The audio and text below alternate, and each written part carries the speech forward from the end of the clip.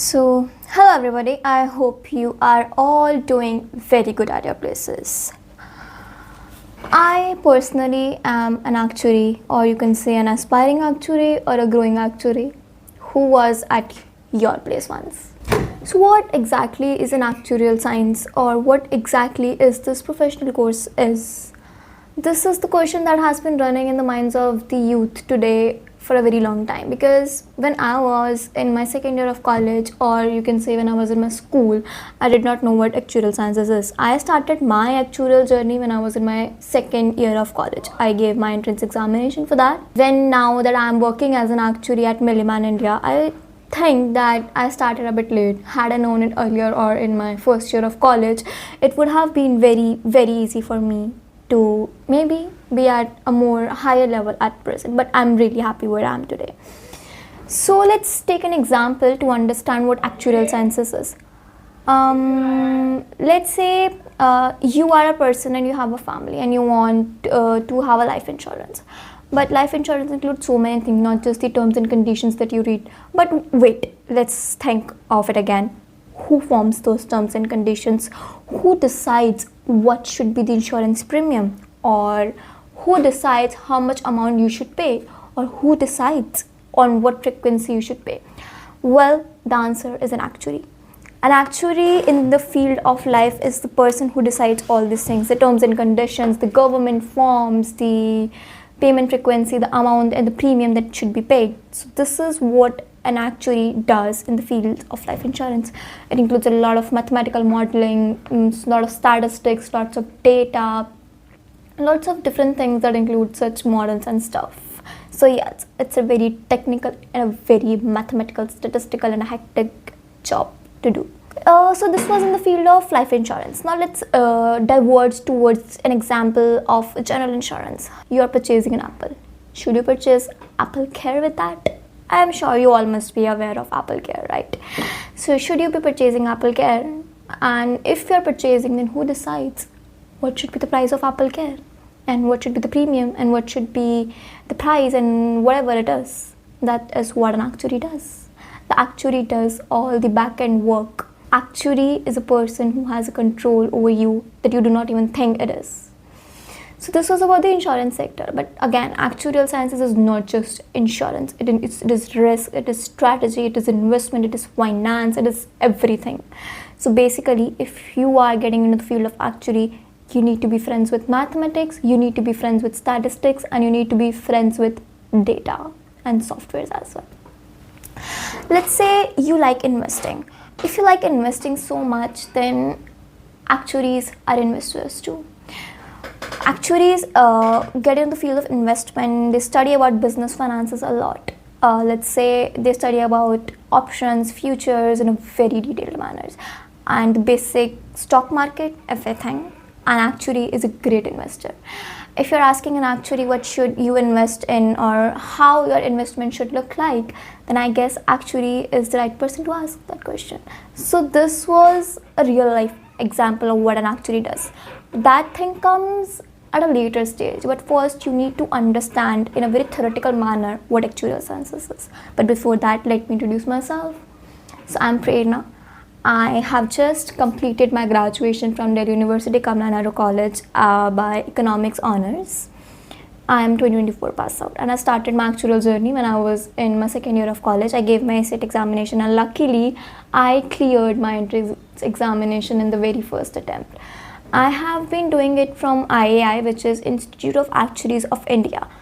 I'll be explaining about all the different societies later in the video, but for now let me explain what I'm doing. I have cleared 3 of my papers till now and would be sitting for my 4th paper, which is CM1 Actual Mathematics in the November diet from IAI itself.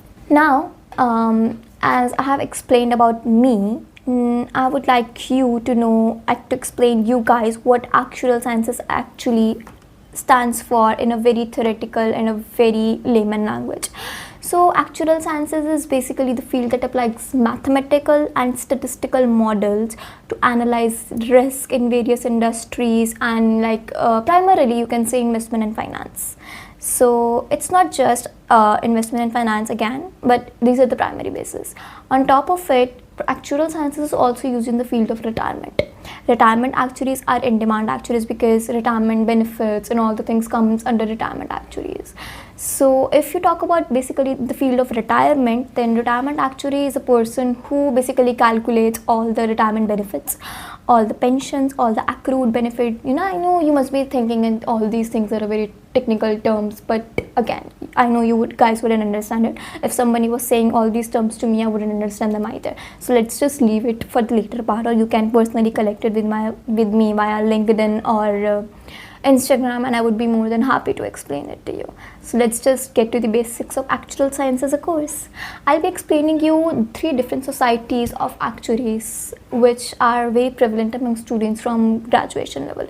So the first one is IAI, the second is IFOA, and the third is SOA. Let's start with IAI.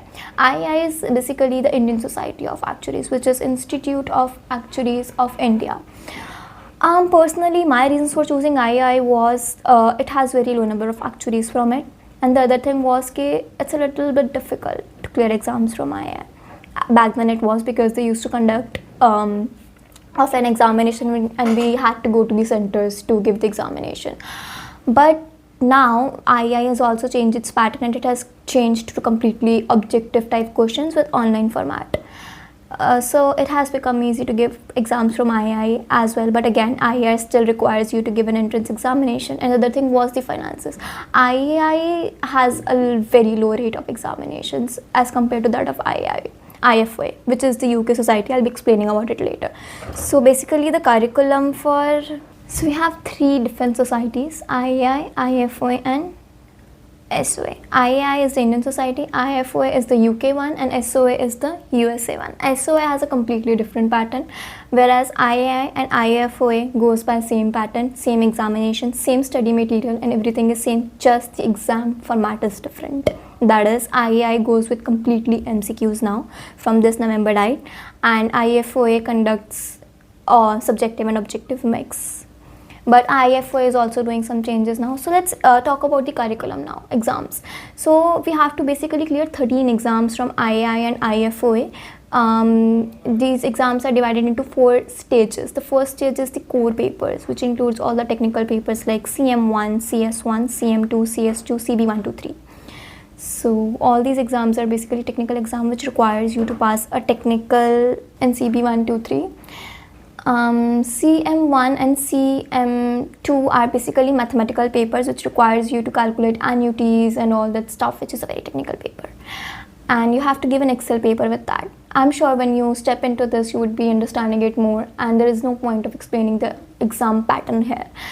And then for CS1 and CS2 are core statistics papers, which requires you to study statistics at a very deeper level. And then we come at business paper, which is one is business economics, business finance, and business management. All these papers has to be clear before you clear the stage 1 from IAI and IFOA. And then comes CP1, CP2, and CP3, which forms the stage 3, which forms the stage 2.